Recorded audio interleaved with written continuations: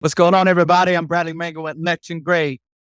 Check us out. We go on at 11. It was We Go to 11. Go for it again. Hi, this is Mark of Letchen Grey. You're listening to We Go On at 11. Well, no, there's some problems here. I don't even know where to start. Why don't you just make 10 louder and make 10 be the top number and make that a little louder? These go to 11. So, Mark, tell me a little bit about how, the band. One of the things that came up, I think, when I was chatting with Alan, he said, "Hey, you need to talk to Mark." And he mentioned the band, and I was like, "Man, for some reason that band sounds awfully familiar." And it actually hit me when I was chatting with him prior to the Christmas, prior to Christmas holiday. It hit me. I go, wait a minute. For some reason, I said, is this the band that had that EP with a woman in lingerie laying on a couch? Oh, that's it. That's it. Yeah, that's it. And I said, "Oh, I know. I know who these guys are. I mean, at least I know the band. I know the band. Right. I know things have evolved since, but I was familiar with it." I go, "I had that cassette, and I was hoping I would have the bigger picture of it." Obviously, growing up as a teen, you want all the cool album covers. But so tell me a little bit about, well, how that ended and where we're at now with the current lineup. Okay, so this is the 80s, and we're playing the clubs in, the Troubadour, the Whiskey, the Roxy, with all the big bands that we all know today that are playing stadiums. Everything's good. And we are on Green World Records. Alan produced this album right here and helped shoot the cover art and everything like that. And we were doing really well with it. We were on Green World Records, and we were in like every magazine from Kerrang to some of the ones in Japan. Just the whole deal. And think about what we're about to go on tour, and well, they're trying to set something up. And then the record company went bankrupt, and literally they took the masters. And after that, the guitar player that was my partner passed away suddenly at like 25 years old. And we really weren't mature enough to handle all of that devastation and continue on. So we kind of went our separate ways. I ended up writing songs. Alan and I were still close, and I was real good friends with Jack Russell, Great White. So I was in that clique with Don Dawkins, Rat, Great White, Motley Crue, that whole thing. And I ended up writing some songs or a song for the Hooked album. And then I actually just went to college and got a real job and fell in love, got married, and still played though, like in dive bars. I actually played I'm in Los Angeles. So for 10 years, I actually played in South Central Los Angeles in a primarily Black church. And I played with some really great musicians. So let's go forward. Eric Acevo was the bass player in the original band. We were just playing dive bars and covers. And we were rehearsing at my house, and I have a little studio back here. And we just started warming up, and we just started playing, and just like, dude, we're like, we should just write our own songs. We had no idea what we were going to do with them. Alan intervened at that point. We went out to Arizona, and that's the Burn album, the EP. We have an EP called Burn. Now, Alan, we didn't have a name or anything. Alan goes on the internet and goes, "Have you seen what your old band, Letchen Grey, is still doing, from the 80s? And this is like 5 years ago. He goes, "There's a huge presence on the internet with this album still." Right. You guys really sound like the evolution of what that band was. Mm-hmm. Agreed. Okay, let's use a name, because if you're not on the internet, if you can't Google your name on the internet, you don't exist, right? Right. Okay, do it. And from there, we started just kind of playing, but Eric had a couple of other obligations. Then you step in Bradley. Bradley is the singer of this band and pretty much the driving force with me now. Right. And it just feels absolutely fantastic, like a whole new beginning. And that's one of the reasons why this EP with Dead Man Walking, I'm on Fire, and Broken String is called Phoenix. Not record the album in Phoenix, but it feels like we rose from the ashes. And I really, and Bradley doesn't know this, but I'm super appreciative. And it's one of the best songwriting partnerships I've ever had in my career. So that's where we're at. Nice. So what do you got to add to this whole story? Okay. So what would you like to know about? Well, how would you find Bradley, first of all? I mean, because I think, well, I mean, I don't know if you would agree. I mean, and maybe we'll have him, speak for himself here, but I hear like a Doors influence now. And that's not a bad thing. I mean, that brings you back, the stuff from the 60s. And a lot of the old school stuff is coming back, whether it's vinyl, I mean, you just pulled that vinyl of the EP, but it seems like a lot of younger kids are getting into this retro stuff, Greta Van Fleet. I mean, those kids are like in their early 20s, delivering stuff that's really Led Zeppelin influenced, where, back in 88, 2 years removed from when you guys released that EP, there was Kingdom Come, and they were getting all this backlash for sounding very Led Zeppelin-esque. Yeah.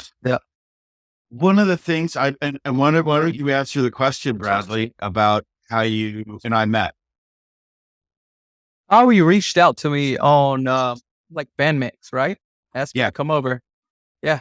So the good old internet. The internet. We took off from there. So Yeah, I remember I had some songs written and I basically just told him I was actually singing just some scratch vocals, writing songs. And I was doing a little home recording and I remember Bradley distinctly rocking. I have this long 100-foot driveway and he was coming back. I was just getting off of work and he was walking down the driveway and he says, "So what's up?" I go, "Just do some recording. Why don't you hear some lyrics, some scratch vocal? Why don't you just see what you can do with it?" And he just tore it up. And I was like, "Oh my God." I was like, fantastic. And we just been writing songs and that's really one of our strengths. Mm-hmm. Is our songwriting. And of course, our producers, Alan Niven and Chris Cotero, are intricate, really played a great role in helping us develop our sound too. So between Bradley's, great songwriting skills and voice, Alan and Chris really kind of sounds, it's kind of a great sound, I think. Really proud of it. Yeah. I mean, I don't know if either of you two would agree. I mean, whatever. I mean, there's probably not an intentional thing to make it sound classic like that, but I mean, you definitely have a 60s rock type sound to me, whether for bad or not, bad or good. That's what I hear, but that's just my opinion. Right. Bradley also, and I don't want to speak for Bradley, but he is a great trumpet player. No. It sounds really interesting. I don't know if you've heard Dead Man Walking, Yeah. where we're trading, but it sounds so modern to me almost, and inspiration.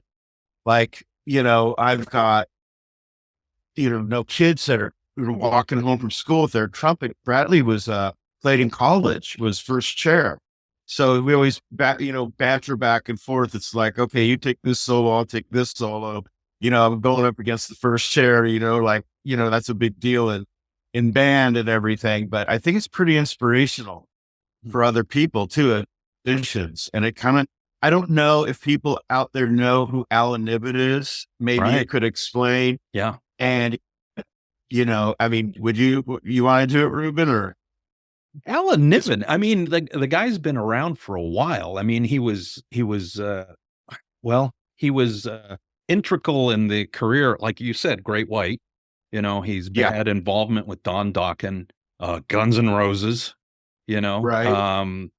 then some lesser known bands like Havana Black. I don't know if you're familiar with them, Yeah. but that's another band that was great. That one didn't necessarily take off, but that was just kind of a change in times at that point.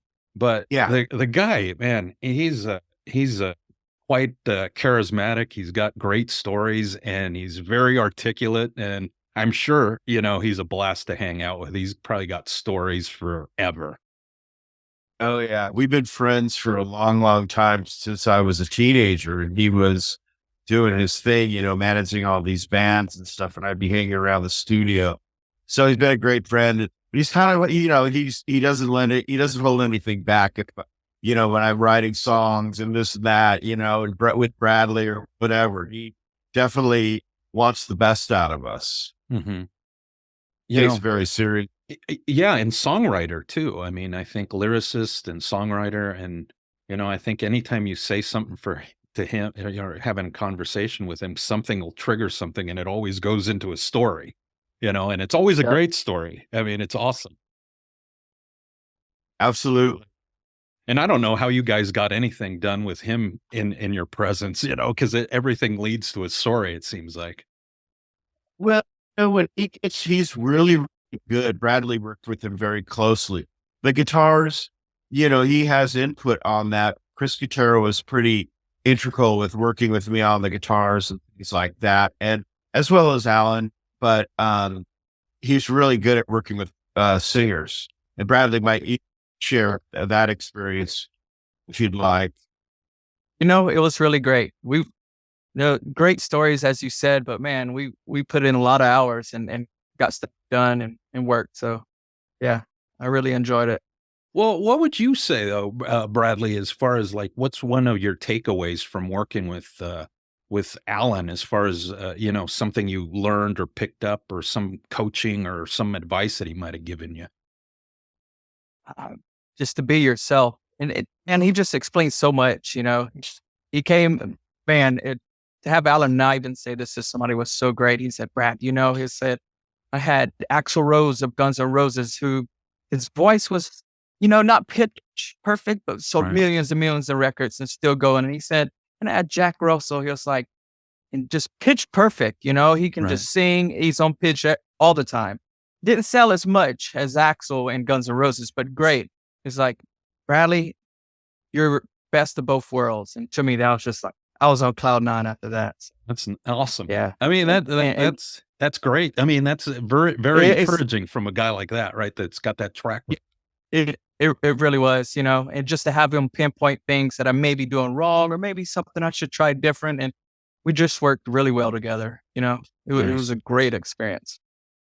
One of the things that you passed along, Mark, was the video for Broken String, which, again, it's very cool that you can make something like that looks that good with probably a shoestring budget these days, right? I mean, obviously you guys aren't a big budget band, but you still crank out some pretty nice looking videos. Have you seen Dead Man Walking? Yes, I have seen that. Yeah, correct. And I also say, I don't know if you're familiar with the band Love Hate. Yes.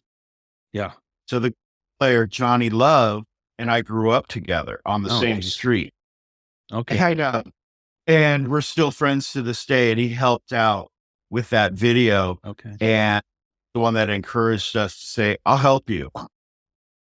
He saw us at the Whiskey, and he helped with the video, and him and his partner, and they kind of did it, and they gave us, a lot of love.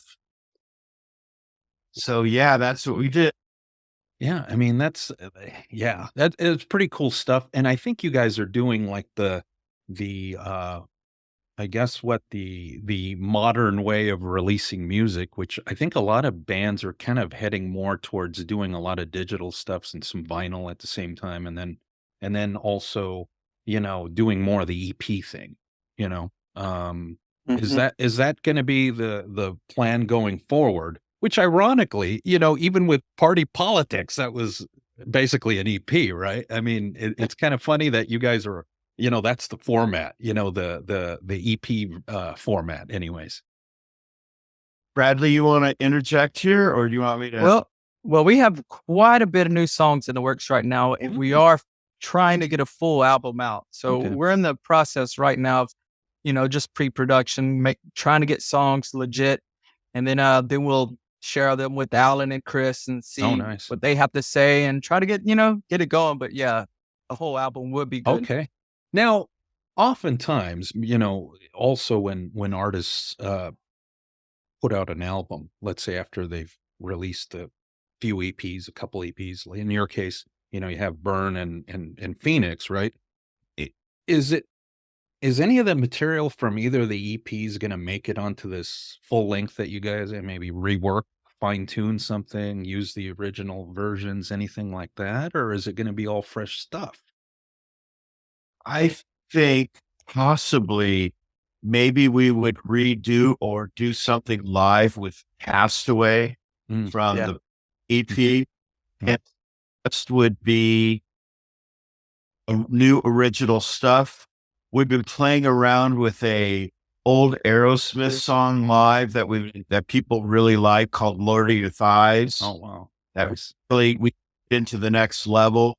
But that type of song, what we'd like to do is give Alan and Chris like 15 to 20 songs and say, do you think there's 10 good ones here? Wow. I think that's the other thing that Niven's pretty good about doing is selecting bands to do a particular cover. I mean, look what he did with Great White, just for example. I mean, geez, he came out of nowhere with some of these bands that were somewhat obscure in the US anyways. I don't know if you've heard I'm on Fire that we did by White Twilly. That was Oh. at Alan's. Okay. I've heard it. I didn't know it was a cover. Yeah, because we put such a twist on it. Jeez.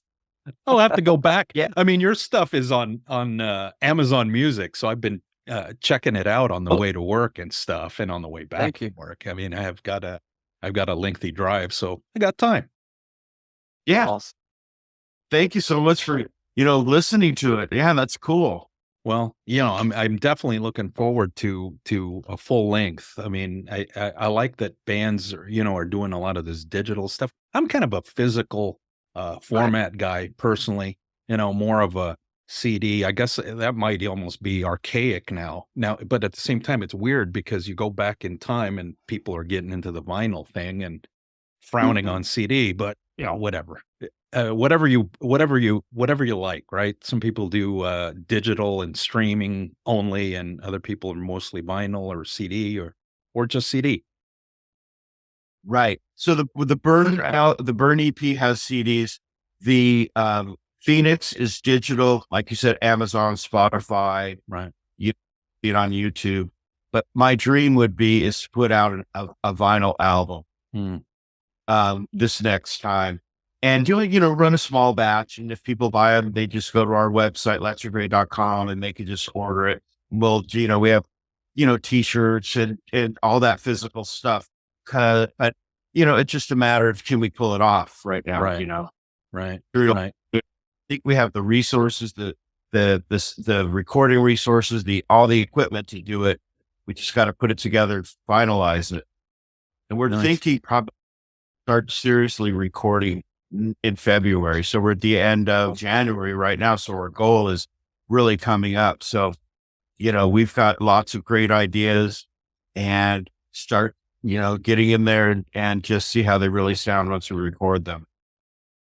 Nice. And like you were saying, I mean, you were hoping to have what, 10 to 20 songs for Alan and company to kind of scope out and see what 10 they might select, or 8. I don't know. I mean, I think anymore, even 8 solid songs is a pretty good thing, and that goes back to the old school formula, right? You hit them with the 3 best, and then, you just continue pummeling them for the rest of the 5 that are on the record or whatever. And if you think about it, that's really Alan's forte. Mhm. This digital world and all of this that he keeps going back to, and you never know, things go in circles. So maybe we'll have some better timing this time, and people will get a little bit more exposure on it. Right. Although we did good exposure with Dead Man Walking, I was very surprised, and so was Bradley, that it got 125,000 views. So, wow, that's pretty, you know, that's, I was very pleased with that. Right. Actually,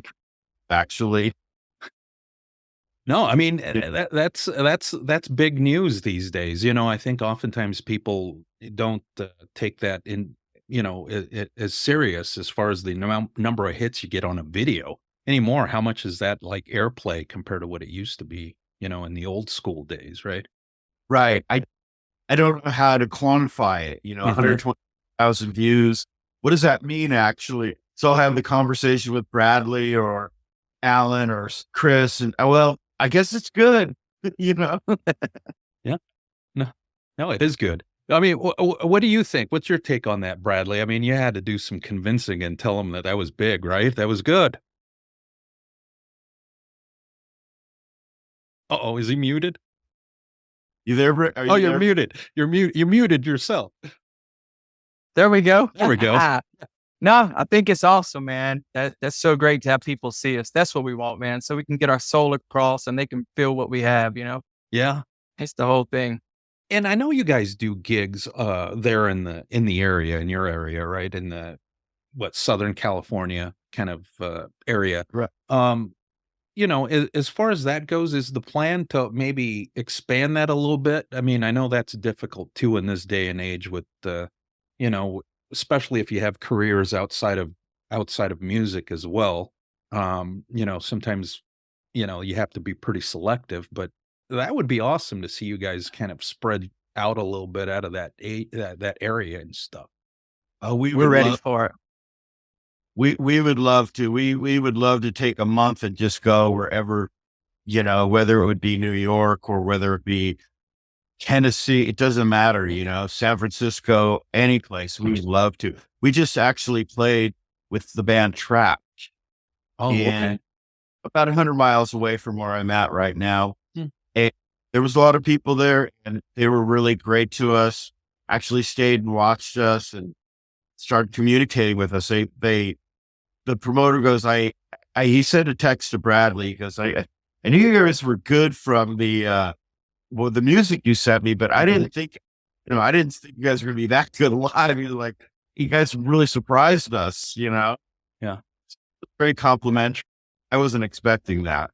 Right. And they're somewhat making a comeback too. I mean, they're creating a buzz all over again. Yeah. Yeah. Total, That was a grinding it out and going out there, being great with the crowd, drawing 100 people or whatever the crowd was. It could have been more than that for all I know, but yeah, it was a good. So we try to play as much as we can. We're going to play down here at a small bar by the ocean here in Redondo Beach. And maybe we could, pull some people in and do it kind of like a once a month thing and start building, that's the way rock and roll is, Yeah. You were going to add something to that there, Bradley? I was just gonna say it was great to be able to play and have your headline sit out and then come right in front of you, and give high fives and stuff. Because we always like to bring a show. That was cool, and I've actually been speaking with them, so it'd be cool to be like. I would love to be a support act for any band, and go on tour with them that's the dream, right? Yeah, sure, that'd be cool. And they're playing pretty extensively. I mean, I've been keeping track of that band because all of a sudden I started hearing their name quite a bit, and on social media they're showing footage of whatever city they're playing at, the next night, and footage from the night before. So, yeah, I mean that's good to see. Yeah. So it sounds like then, if we go down the list here, it sounds like album in the works, so that's good. And Alan will be involved with that to us, to whatever degree that is. We don't know. I don't know, anyways. You guys know. Probably playing outside of your region, your local area, so that's good.